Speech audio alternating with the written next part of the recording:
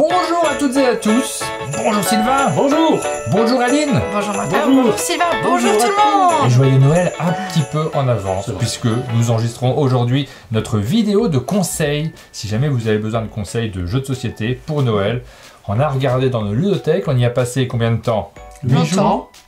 Un an en fait, puisqu'on joue à ces jeux depuis le début d'année. On a regardé tous les jeux qui sont sortis depuis le début d'année pour vous faire une sélection de conseils, de bons conseils j'espère, pour Noël, de petits jeux que vous allez pouvoir acheter, de gros jeux que vous allez pouvoir jouer également, et des jeux que vous allez glisser sous le sapin pour le relever. Si vous prenez tout, il va s'écraser au plafond. C'est ça. Et comme l'année dernière, on a décidé de faire plusieurs catégories, donc vous devriez y trouver votre compte. Et comme l'année dernière, notre prisme, c'est vraiment les cadeaux de Noël. C'est pas forcément les jeux qu'on a, nous, préférés. C'est pas les jeux qu'on trouve être un bon pronostic pour l'As d'or. C'est les jeux offrables à Noël. On refera des sélections. Et d'ailleurs, juste pour l'anecdote, mon jeu préféré de cette année, c'est celui auquel j'ai le plus joué, c'est Applejack. Il n'est pas dans cette sélection parce qu'on n'a pas estimé que c'était un jeu à mettre spécialement en avant pour Noël. Je le mettrai dans d'autres sélections de mes coups de cœur de l'année, de mes émotions ludiques. Là, c'est vraiment les bons jeux, ceux que nous-mêmes on va offrir. Je ne vais pas offrir Applejack, tu vois, à Noël. C'est pas quelque chose que je vais mettre particulièrement en avant. Bah, tu pourrais me l'offrir à moi, mais on l'a déjà. On l'a déjà, donc il n'y a aucun intérêt. Mais par contre, là, ceux qu'on a sélectionnés, déjà, c'est des bons conseils. C'est des jeux qui, normalement, devraient faire mouche sous le sapin. Ceux qui vont les ouvrir vont être emballés par ces cadeaux. Ils vont vous remercier, peut-être même qu'ils vont vous donner de l'argent. Ouais. C'est le but. Bon. Alors, on a plusieurs catégories. On va se relayer. On va les montrer très rapidement. On va essayer de faire une vidéo qui est super efficace, avec des présentations qui sont courtes. Chacun à son tour. On se relaye, on vous les présente. Et puis, vous pouvez trouver en téléchargement une liste complète, parfois un petit peu plus longue, parce qu'on offre des alternatives dans notre liste imprimable, avec laquelle vous pouvez vous déplacer en boutique ludique. Et on vous incite à aller faire un petit tour dans vos boutiques ludiques. C'est le moment de l'année où il faut les soutenir. Super Miaou, c'est la petite boîte enfant facile à mettre sous le sapin avec un petit prix. Super Miaou, c'est génial parce que c'est un deck building parfaitement adapté aux enfants. La mécanique est super facilitée par la mise en place du jeu et par son édition qui est remarquable. Et ce qui va permettre à vos enfants d'être hyper stratégiques. Et ce qui est super chouette, c'est que vous allez pouvoir vraiment y jouer en famille. Je suis certaine qu'au repas de Noël, les adultes vont vouloir y jouer aussi. Le Grand Méchant Monstre, c'est une boîte un petit peu plus grosse. Le Grand Méchant Monstre, c'est un jeu de roll and write et de dessin pour les enfants. On va lancer des dés, on va en choisir certains. Ça va nous permettre de dessiner les parties d'un monstre. Ça fait des dessins dont les enfants sont super fiers et qui vont offrir à tout le monde autour de la table. C'est un jeu qui va beaucoup plaire aux enfants qui adorent dessiner. Si c'est pas le cas de votre enfant ou s'il a un petit peu plus de mal, pas de problème puisqu'on va dessiner les monstres par petits morceaux. Il y a d'ailleurs des tas d'exemples à l'intérieur de la boîte. La toupie voyageuse, c'est un jeu qui va rendre jaloux tous les adultes de la soirée de Noël. Pourquoi? Parce qu'à l'intérieur, il y a réellement une toupie qu'on va promener sur un plateau en ayant un petit peu de motricité pour la faire se déplacer et aller valider des déplacements en obtenant des petits objets. Il y a aussi un livret de réussite à l'intérieur de la boîte. Tout le monde va vouloir avoir envie de le tester, ce jeu. Et il y a un petit truc, un petit bonus, c'est que la toupie est vendue à part chez vos ludicaires. Ça va permettre à la personne à qui vous l'offrez de dessiner ses propres parcours et de faire ses niveaux lui-même. Mon puzzle aventure, c'est un puzzle pas comme les autres. Vous allez déjà le fabriquer et ensuite vous allez le défaire pour le ranger. En le défaisant, vous allez vous raconter une histoire, vous allez chercher des informations et résoudre une petite enquête. Vous avez un dragon à retrouver. C'est dans la gamme Ma Première Aventure, un livre dont vous êtes les tout petits héros qui est un best-seller de l'éditeur Gameflow. Vous allez retrouver le même principe de choix multiples et vous allez retrouver les mêmes personnages que dans la première aventure.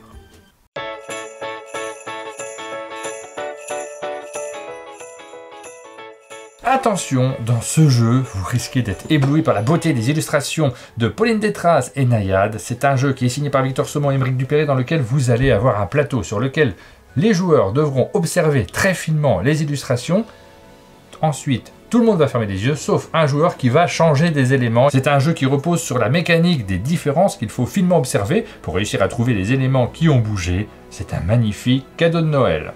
Dans la catégorie famille, je vous présente un jeu que j'aime tout particulièrement. C'est un jeu dans lequel on se déplace sur une carte du monde. On est plusieurs à faire une course autour du monde pour aller visiter des lieux célèbres. Et la petite subtilité, c'est qu'on emprunte les mêmes chemins. Il va donc falloir à la fois valider nos propres objectifs et embêter les autres pour qu'ils ne valident pas les leurs. Et ce que j'aime tout particulièrement, c'est la carte du monde. Elle est magnifique avec toutes les illustrations des lieux mythiques. On a envie de l'accrocher au mur. On ne pouvait pas faire cette sélection de Noël sans vous parler du jeu Sur les traces de Darwin. Non seulement parce que c'est un jeu magnifique, l'édition est vraiment très chouette, donc c'est un beau cadeau à offrir. Vous incarnez un naturaliste qui va étudier les animaux pour aider Charles Darwin à terminer la rédaction de l'origine des espèces. C'est un jeu très simple qui peut se jouer avec des enfants, avec des adultes. C'est un jeu très malin, je vous le conseille.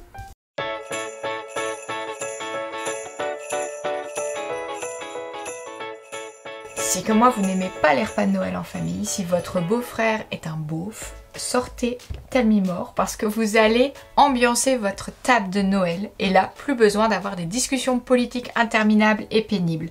Le principe est facile, vous allez sortir une carte, inventer la suite d'une histoire et ensuite vous allez devoir coopérativement répondre aux questions en donnant exactement les mêmes réponses pour remporter un maximum de points. Bon, alors si vous aimez bien votre famille, vous aimez bien passer du temps, rigole pas à côté, je suis en train d'enregistrer Aline.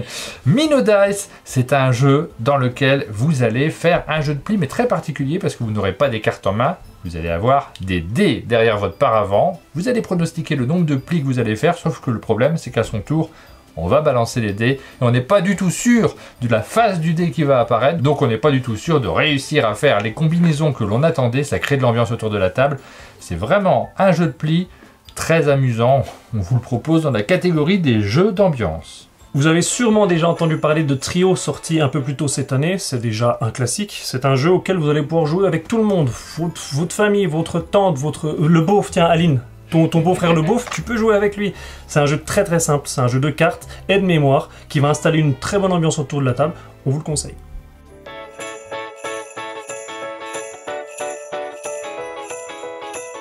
Focus, c'est un de mes jeux chouchous cette année, c'est un jeu de communication sans parole, vous allez devoir être focus sur le mode de réflexion de votre partenaire de jeu pour jouer dans l'univers de Conan Doyle.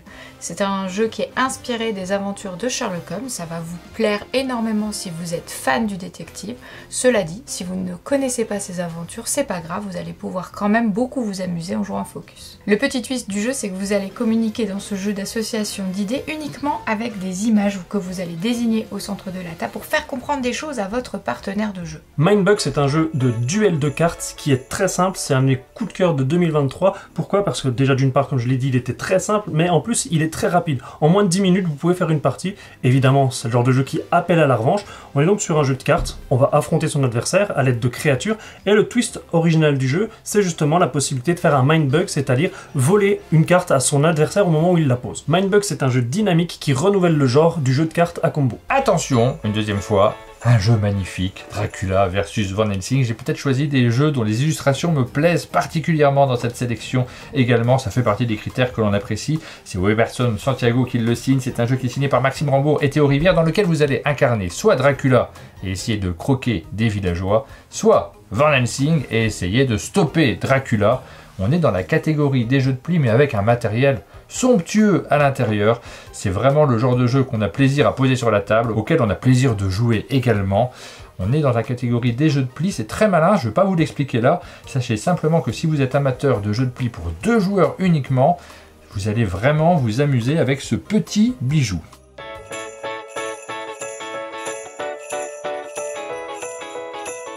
Enquête Express, c'est un jeu qui, comme son nom l'indique, vous propose une enquête de manière express puisqu'une partie durera généralement 30 minutes. La force de ce jeu, c'est que tous les joueurs autour de la table vont vraiment pouvoir participer puisqu'au début de la partie, toutes les cartes seront étalées sur la table et donc pendant un certain temps, chaque joueur va pouvoir consulter des cartes et ensuite on va recouper toutes les informations, ce qu'on a vu, ce qu'on a pu comprendre afin de répondre à une série de questions. Vous l'avez compris, c'est fun, c'est dynamique, il faut savoir que dans cette boîte vous avez donc 3 enquêtes et si ensuite le jeu vous plaît vraiment, et bien récemment vient de sortir une nouvelle enquête. Martin! Dans cette magnifique boîte de perspective, boîte qui ressemble à une vieille affiche de film d'Alfred Hitchcock, vous avez 3 enveloppes. Ces enveloppes, qu'est-ce qu'elles contiennent? Elles contiennent des enquêtes qui sont divisées en actes.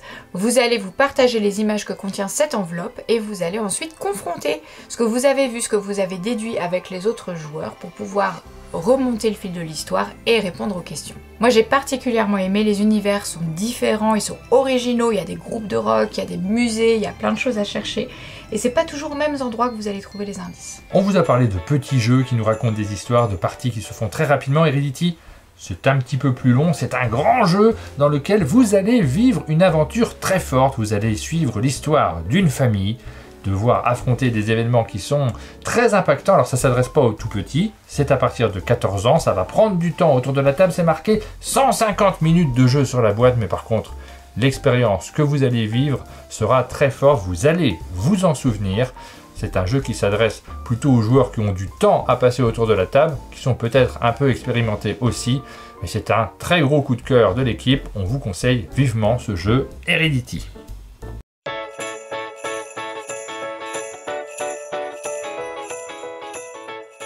Le jeu suivant, c'est mon conseil pour vos ados. Casino Populaire, c'est un jeu dans l'univers de Mafia de Cuba. Et pourquoi je vous le conseille? Parce que ça va vraiment plaire aux ados qui adorent les jeux à rôle caché, type les loups-garous de Tire-ce-lieu. C'est simple, efficace, mais le petit twist, c'est que vous allez choisir votre rôle, il ne vous est pas imposé, et ça pour les ados c'est génial, parce que s'ils sont en confiance, s'ils ont la tchatche, ils vont pouvoir choisir un rôle impactant, qui va devoir se défendre, qui va devoir argumenter, mais par contre, s'ils sont un petit peu moins en confiance, ils vont pouvoir prendre un rôle un peu plus passe-partout. Ready Set Bet, c'est un jeu de course hippique dans lequel chacun des joueurs autour de la table va rentrer dans la peau d'un parieur qui va tenter de gagner un maximum d'argent en pariant sur les bons chevaux. Et donc dans ce jeu-là, vous avez soit la possibilité d'avoir une application qui va pour vous faire avancer les chevaux, soit un joueur qui va mettre l'ambiance autour de la table. Parce que oui, on est dans la rubrique groupe, mais c'est un vrai jeu d'ambiance où ça va crier autour de la table, où ça va vraiment se battre. Allez, allez mon cheval, allez mon cheval. Un jeu très rigolo, une vraie ambiance qui s'installe. Nid d'Avenir, c'est un jeu que j'aime tout particulièrement. On l'avait pas prévu celui-là. C'est pas la bonne année. Ah oui, alors c'est parce que le jeu dont je vais vous parler, on n'a pas la boîte. On n'a pas la boîte au chalet, mais on avait quand même très envie de le mettre dans cette sélection. C'est The Great Split, un jeu qui se joue à très nombreux, parce que vous pouvez être 7 autour de la table, dans lequel on va partager des cartes et on va faire avancer différentes pistes pour marquer évidemment un maximum de points de victoire. Mais tout le sel du jeu se passe dans les échanges et surtout les négociations qui ont lieu entre les joueurs. C'est plutôt un jeu dans lequel on réfléchit. C'est pas un jeu d'ambiance comme Ready Set Bet, mais par contre, c'est un jeu auquel vous pouvez jouer en grand groupe.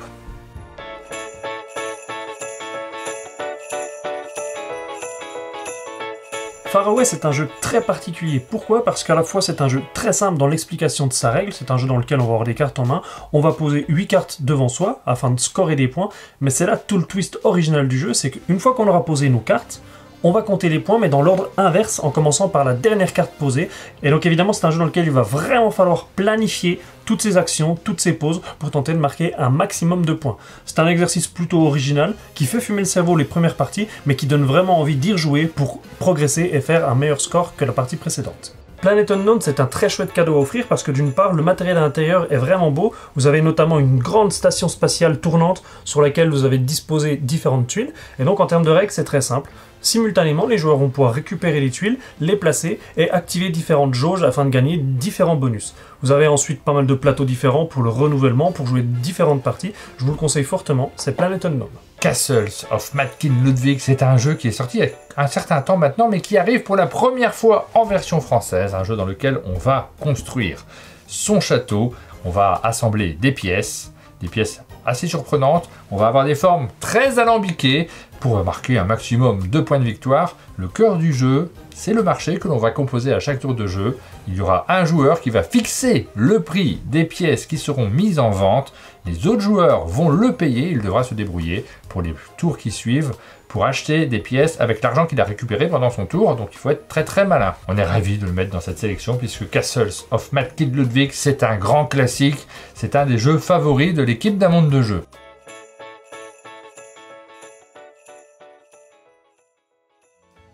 Chaque année, on vous fait une petite catégorie avec les jeux un peu plus experts qu'en général on s'offre à soi-même, parce que c'est une catégorie dans laquelle ça dépend énormément des goûts des joueurs autour de la table, et on connaît très bien ces goûts. L'année dernière, j'en avais choisi qu'un seul, mais cette année, il y avait vraiment l'embarras du choix. Vous voyez, je les ai placés directement les trois sur la table. 3 jeux qui sont assez différents. Ce sont des jeux de gestion pour Zango et Humanity. Dans Zango, on est dans la Chine antique en 221 avant Jésus-Christ. On va composer un moteur d'action à partir de cartes. Dans Humanity, cette fois-ci, on est en 2073 et on va essayer de créer une base sur Titan, l'un des satellites de Jupiter. Yuan, rien à voir. On se retrouve de nouveau en Chine et cette boîte est très surprenante parce que vous voyez que la boîte est beaucoup plus petite, mais il y a un gros jeu à l'intérieur avec beaucoup de matériel, un matériel qui est très chic. La boîte est très compacte, assez lourde également, et c'est un jeu de conquête dans lequel vous allez avoir des interactions qui sont fortes, beaucoup de négociations autour de la table. Ça s'adresse à un public de joueurs qui aiment l'affrontement et c'est un genre, le jeu de conquête, qui n'est pas si répandu en boutique, avec un matériel assez surprenant parce qu'on va écrire sur sa fiche à l'intérieur de ce jeu à la manière un petit peu d'un roll and write. Yuan, l'art de la guerre. Le sous-titre indique bien ce dont il s'agit. C'est un jeu qui nous a très agréablement surpris en cette fin d'année.